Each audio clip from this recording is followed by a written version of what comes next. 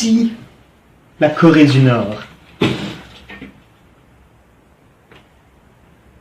C'est magnifique, pas vrai? Pour être honnête, je pense que vous connaissez déjà ce pays. Bah ouais, mec, c'est le pays qui a fait exploser tout le monde, non? Oui, mais... Commençons par le commencement. Bon, voyez, ici, c'est la péninsule de Corée. Ok, attendez. Bon, ça, en 1948, ça c'est la Corée du Nord, ça c'est la Corée du Sud. Communiste, capitaliste, communiste, capitaliste, communiste, capitaliste. Et ça, c'est la frontière entre les deux. Capiche? Et ça, c'est en 1950, quand le Nord a attaqué le Sud, jusqu'à ce qu'il reste seulement Busan de la Corée du Sud. Vous voyez, là, ils ont l'air d'être dans la merde. La suite. Je suis le président Truman et je dis... Allons aider la Corée du Sud, parce que je n'aime pas les communistes. Et si un pays tombe au communisme, d'autres suivront. Korea is a small country, thousands of miles away. But what is happening there is important to every American. On Sunday, June 25th, Communist forces attacked the Republic of Korea. Free nations must be on their guard, more than ever before, against this kind of sneak attack. We are united in detesting communist slavery. We know that the cost of freedom is high, but we are determined to preserve our freedom no matter what the cost. Allez, Nations Unies, on va à la guerre! Et ils se sont rendus loin, très loin, jusqu'à Pyongyang. Allez, la Chine, on va aider la Corée du Nord!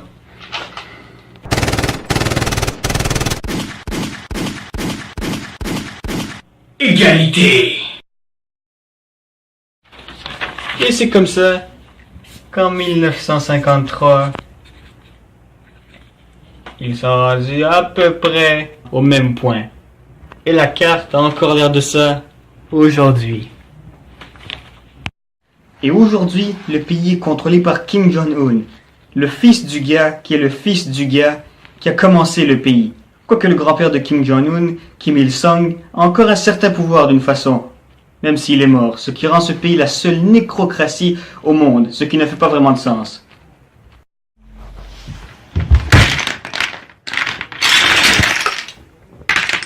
Boum.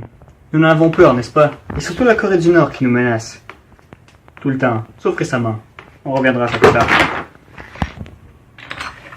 Mais saviez-vous que la Corée du Nord ne veut pas vraiment tuer tout le monde? Au moins qu'ils en soient vraiment capables, parce qu'ils ne le sont pas. Vous voyez, la Corée du Nord n'a pas grand-chose. Alors, en menaçant de tuer tout le monde, ils peuvent obtenir un peu plus que pas grand-chose.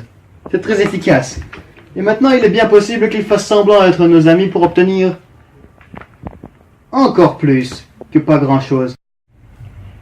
Après tout, Kim Jong-un n'a beau être Kim Jong-un, mais même lui a une limite à qu'est-ce qu'il peut faire avant que quelqu'un en ait marre et décide de...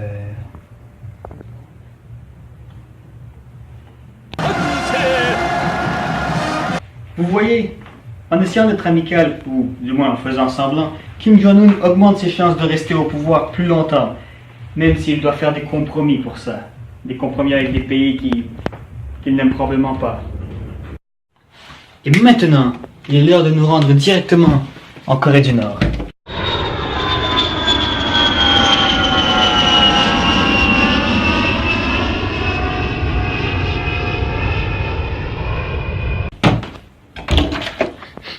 Oh, ça sent le totalitarisme là-dedans.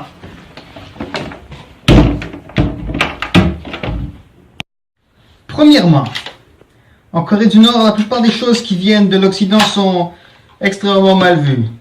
Eh bien, par Monsieur Kim Jong-un, évidemment. Oui, il ne veut pas être influencé, ou que son pays soit influencé, donc pas de ça.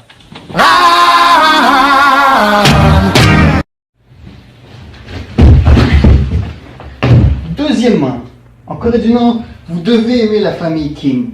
C'est un point tel où, pendant les funérailles de Kim Jong-il, les gens qui ne pleuraient pas étaient abattus.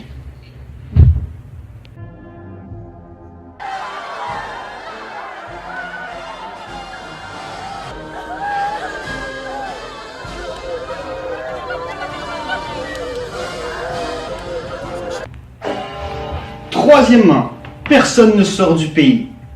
Personne. Si vous voulez vraiment sortir, il y a deux options principales.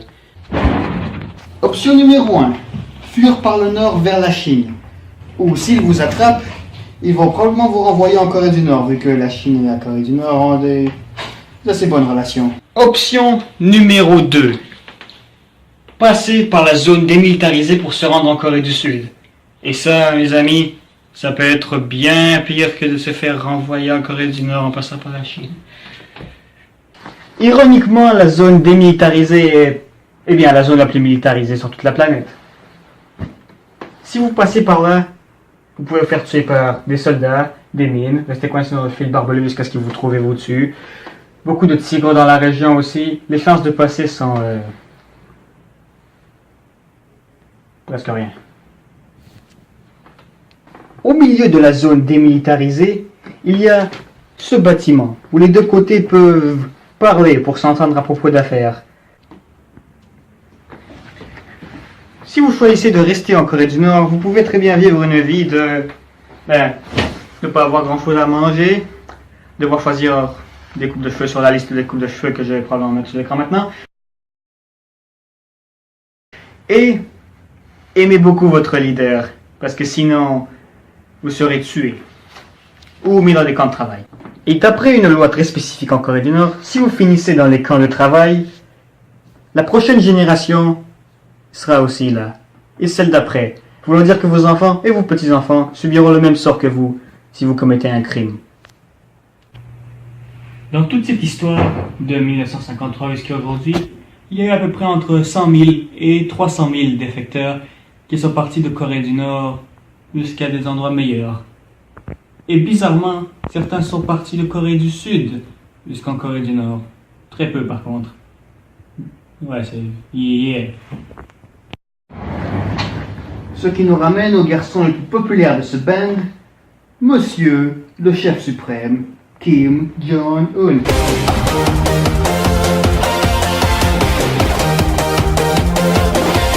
Donc, Kim Jong-un, né en 1984, a vraiment démontré autant de controverses partout dans le monde que son potentiel d'être un parfait dictateur pour le peuple nord-coréen.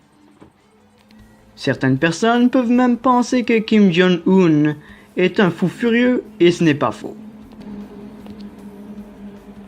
Techniquement, il tient la population du pays en otage et tient toujours à obtenir de la puissance sur le pays et montrer une forme de pertinence envers les autres pays du monde. Et souvent, ça lui arrive de vouloir faire des menaces aux autres pays pour démontrer qu'il a de la puissance nucléaire et qu'il n'aura probablement pas peur de commencer une guerre nucléaire, qui serait d'ailleurs très destructive pour notre monde, bien sûr. Et bien sûr, toutes ces menaces mènent les autres pays à devoir interagir pour essayer de dénucléariser la Corée du Nord. Et c'est à partir du début de cette année que les choses ont commencé à être risquées. Depuis qu'un autre maniaque sous le nom de Donald Trump a pris le pouvoir aux États-Unis, il a voulu régler des termes avec la Corée du Nord et former des négociations avec Kim Jong-un, dont certaines étaient assez proches d'être des provocations. No one has shown more contempt for other nations and for the well-being of their own people than the depraved regime in North Korea. No nation on earth has an interest in seeing this band of criminals arm itself with nuclear weapons and missiles. The United States has great strength and patience, but if it is forced to defend itself or its allies, we will have no choice but to totally destroy North Korea. Rocket Man is on a suicide mission for himself and for his regime. Et bien sûr, Monsieur Kim Jong-un n'a pas été très content avec ces provocations provenant du meilleur président du monde, Trump. Et ça a failli lui donner envie de déclarer une guerre entre les États-Unis et la Corée du Nord. Heureusement que ce n'est pas réellement arrivé. Morning to you. Just a few minutes ago, President Trump firing right back at North Korea, this time on Twitter. Take a look at what he wrote. Kim Jong-un of North Korea, who is obviously a madman who doesn't mind starving or killing his people, will be tested like never before. This is an escalation in this war of words, and neither side is backing down. North Korea's leader this morning has a message for President Trump. Kim Jong-un saying in a statement, "Now that Trump has denied the existence of and insulted me and my country in front of the eyes of the world and made the most ferocious declaration of a war in history, we will consider a corresponding highest level of hardline countermeasure in history." And overnight, his foreign minister said that highest level could include testing a hydrogen bomb over the Pacific Ocean. Now, Kim Jong-un says President Trump will pay dearly for those words, vowing whatever Trump might have expected, he will face results beyond his expectation, calling him mentally deranged, a gangster unfit for office. This as the president put aside the talk of war on his final day at the UN, instead announcing another round of economic sanctions. It is unacceptable that others financially support this criminal rogue regime. Et à la fin, on peut remarquer que les négociations ne sont pas arrivées très loin et que les choses n'ont pas réellement changé tant que ça. On peut constater que le début de cette année a fait preuve de plusieurs cas spéciaux pour la Corée du Nord. Car il s'agit d'un moment assez remarquable entre la Corée du Sud et la Corée du Nord. Parce que depuis la proclamation des deux États indépendants, la Corée du Sud et la Corée du Nord se sont finalement réunifiés pour les Jeux Olympiques d'hiver de 2018. Comme c'est admirable, temporairement. En plus, voir les deux présidents se serrer la main après tant d'années démontre une forme de progression pour les deux Corées et offre une possibilité d'une nouvelle Corée unifiée dans le futur. Bulletin spécial. Après que Donald Trump a dit qu'il allait quitter les négociations, maintenant il dit que les négociations pourraient reprendre. On vient juste de remarquer sur YouTube. Ne nous accusez pas, s'il vous plaît. Justement, le président américain Donald Trump avait annoncé dans une lettre adressée à Kim Jong-un qu'il allait annuler le sommet historique prévu pour le 12 juin. Mais pourtant, nous venons tout juste de découvrir que Donald Trump avait annoncé qu'il allait retourner au sommet historique pour les négociations avec Kim Jong-un. On vient tout juste de découvrir ça en faisant cette vidéo en plus. Ça devient compliqué. Meeting on June 12th in Singapore went very well. It's really a get-to-know-you kind of a situation. Mike has spent 2 days doing this. We've got, I don't say, and I've never said it happens in one meeting. You're talking about years of hostility, years of problems, years of really hatred between so many different nations. But I think you're going to have a very positive result in the end. Not that there was a response to their letter. The media forgot that. You know, the media said, oh, you had a meeting, then you cancel. I didn't cancel the meeting. I canceled it in response to a very tough statement. And I think we're over that, totally over that. And now we're going to deal, and we're going to really start a process. We're meeting with the chairman on June 12th. And I think it's probably going to be a very successful, ultimately a successful process. We'll see. Remember what I say. We will see what we will see. But I think it's going to be a process that we deserve to have. I mean, we really deserve. They want it. We think it's important. And I think we would be making a big mistake if we didn't have it. I think we're going to have a relationship, and a very good relationship with Mike Pompeo, our Secretary of State. It was actually very interesting because this was literally going to be the delivery of a letter, and it ended up being a 2-hour conversation with the second most powerful man. Maximum pressure anymore, because I don't want to use that term, because we're getting along. You see the relationship, we're getting along. So it's not a question of maximum pressure. It's staying essentially the way it is. At some point, hopefully, a deal for the good of millions of people.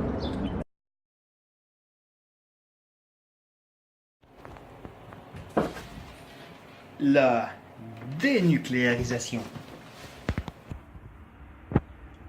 On rêve tous d'un moment où les pays du monde arrêtent de pointer les armes les uns vers les autres et de faire piou-piou et boum-boum. Après tout, la dénucléarisation est probablement le but ultime de tous ces sommets entre les pays, de toutes ces conversations, et de tous ces moments où plein de personnes qui s'habillent de façon très business parlent de bombes et d'autres affaires. Qu'est-ce que l'on en pense? La même chose que tout le monde. Eh bien, dans notre opinion, nous pensons que les deux là, Donald Trump et Kim Jong-un, font preuve de un certain je ne sais quoi. Ils ont l'air plus professionnels d'un seul coup, et surtout Donald Trump a l'air un peu plus sérieux dans certains discours qu'il fait, et la situation a l'air de bien aller. Donc nous sommes optimistes. Nos prédictions pour le 12 juin. Après que Trump ait confirmé les négociations avec Kim Jong-un pour le 12 juin, on suppose que plusieurs choses pourraient s'arriver. Mais moi, ou nous, considérons que les choses pourraient s'améliorer et foncer vers un avenir plus positif pour la Corée du Nord.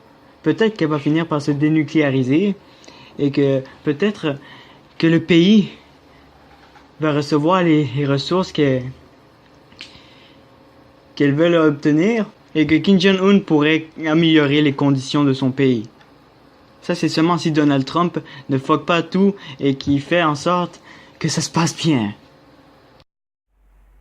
Et tout ça nous pousse à nous questionner. Que va-t-il arriver dans le futur? Si on est optimiste, on pourrait penser que les relations entre la Corée du Nord et d'autres pays vont s'améliorer, ou même que les deux Corées vont s'unifier, ou au moins qu'ils vont arrêter de menacer tout le monde avec des armes nucléaires. Ce serait intéressant. Et bien évidemment, si on est négatif, tout le monde pourrait se faire exploser. Mais ce n'est pas bien être négatif, sauf quand c'est bien être négatif. Des fois. Deja vu, I just been in this place before. Higher on the street, and I know it's my time to go. Calling you, and the searches of mystery. Standing on my feet, it's so hard when I try to be me. Whoa, deja vu, I just been in this time before. Higher on the beat. Oh, et aussi, Kim Jong-un a inventé Fortnite.